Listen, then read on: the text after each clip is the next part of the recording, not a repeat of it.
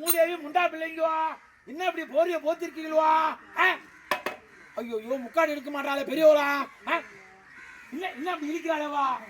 ஆனா மூதேவி முண்டா பிள்ளை பிராமணா வந்து இப்படி ஒரு காலை எழுந்து சாணமான முடிச்சுட்டு நாமத்தை சாத்திண்டு என்ன சக்கச்சேன்னு வந்திருக்க.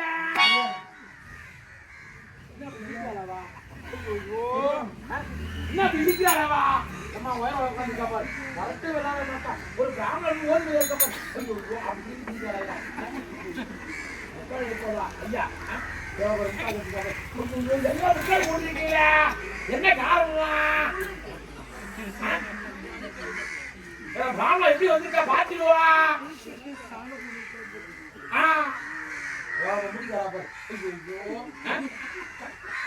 என்ன இப்படி இருக்காளவா? நாளை ஆகுது வாரியவர்களே. நான் தான் ஒரு ஏழ்மை பிராமணன், ராமபிரான் வைத்த பிராமணன். ஆதிராஜ வேஷாருங்குவா அந்த ராம்தார் ஐயா அவர் சொன்னார் அல்லவா, ஒருவர் பிறக்கும் போது எதுவும் கொண்டு வருவதில்லை, இறக்கும் போது எதுவும் கொண்டு போவதில்லை. அதனாலே சிவனிடத்திலே வாங்கிடலாம் வரம். யார் ஒருவர் எதிர்த்தாலும் அன்றவர் உடலிலிருந்து பேர்பால் வரும் உங்கள் காரணம் என்று அந்த வரத்தை இந்த ஏழை அவனுக்கு தாரை பார்த்து தலை செய்து கொடுத்துருவா.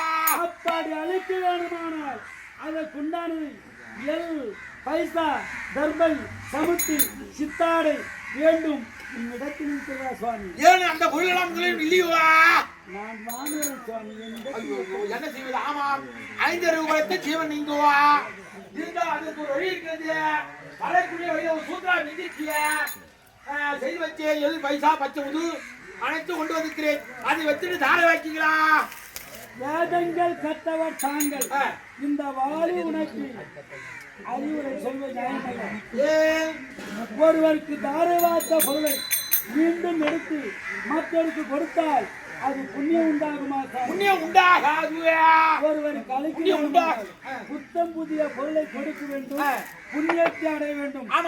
அப்படி இந்த வாரிக்கு புண்ணியம் கிடைக்க வேண்டும் என்று உமக்கு உள்ளம் இருந்தால் உலகத்திலே 32 தான தர்மம் உண்மைதான்.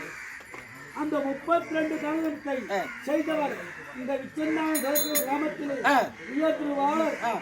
எவா அவருடைய நாமதேயம் என்ன ஐயா?